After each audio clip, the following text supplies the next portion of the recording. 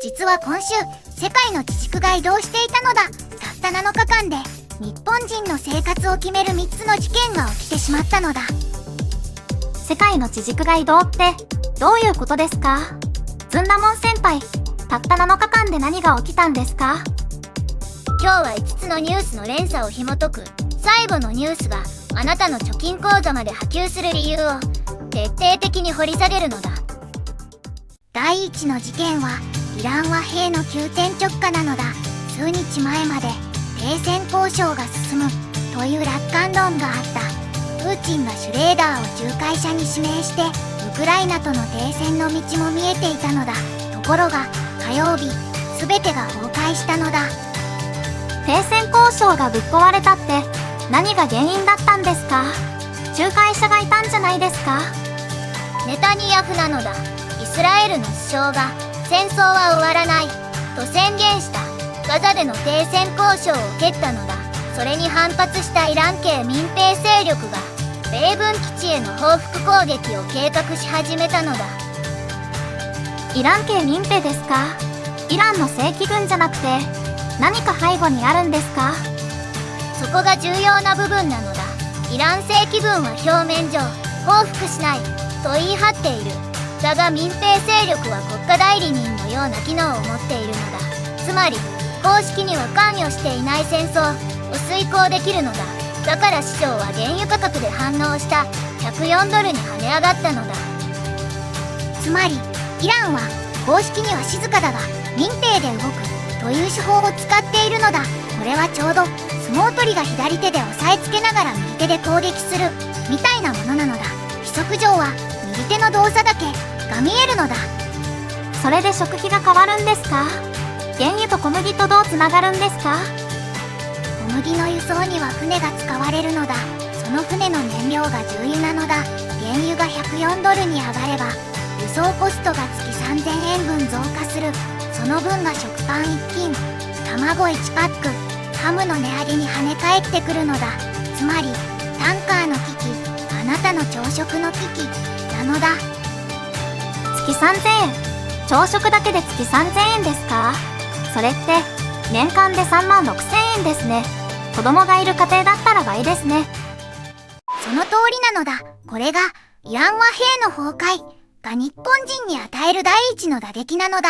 では第二の事件に移ろう。トランプが中国から帰ってきたのだ。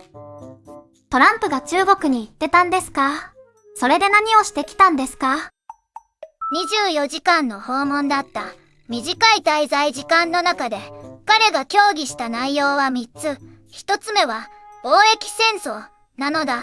米国は中国にタリフ、関税を 40% 撤廃しろと要求した。2つ目は石油支配権。米国は中国の石油流入の足を止めることでドル圏内での支配を強化したいのだ。3つ目は台湾なのだ。ちょっと待ってください。それぞれが日本にどう影響してくるかが全然見えないんですけど、特に台湾と関税が一緒に出てくるのって何かつながってるんですか？鋭い指摘なのだ。実はトランプの戦略は石油と台湾を人質にして関税で中国を屈服させるというものなのだ。つまりもし中国が台湾に手を出したら石油も関税も報復するという多面的な圧力構造なのだ。では日本はどう巻き込まれるのか？日本は半導体産業で中国に極度に依存している。その半導体が関税 40% の対象に入る可能性がある。もし関税が実行されればソニーのスマホ生産コストは月50億円増加する試算もあるのだ。その増加分は消費者のあなたが負担することになるのだ。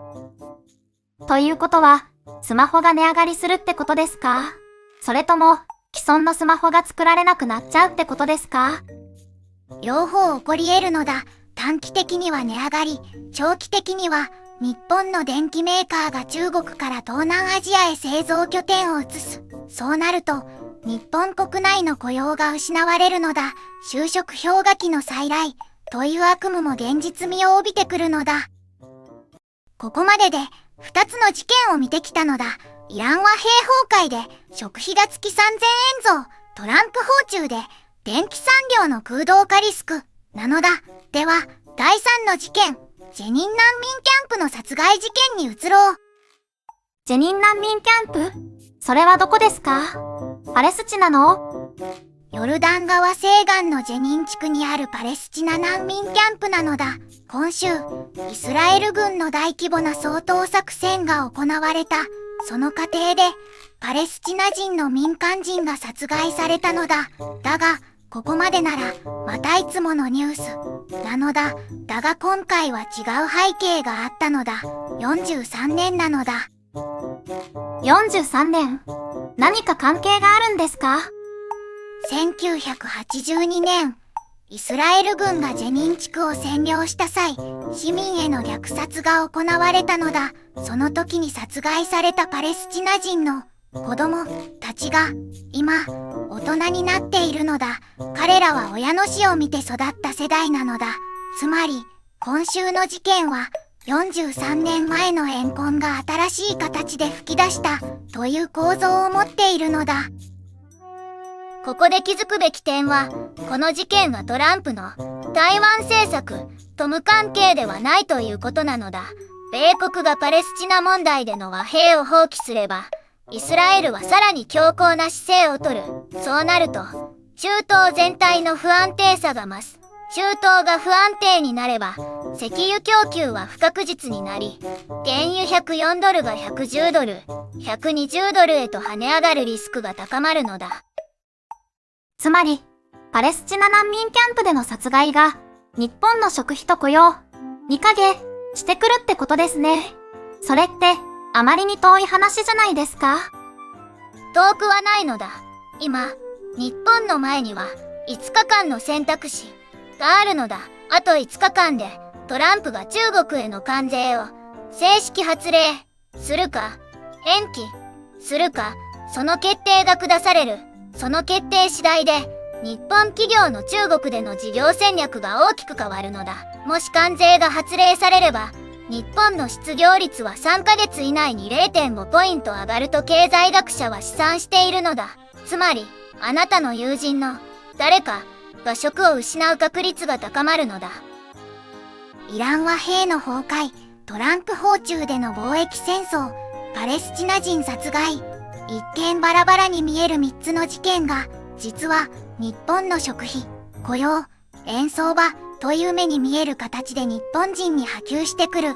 これが世界の地軸が移動したという意味なのだ。明日、トランプの関税発令の商法が来るのだ。それが日本の金融市場をどう動かすか、コメント欄で予想してほしいのだ。チャンネル登録と高評価で応援してくれると嬉しいのだ。また明日、なのだ。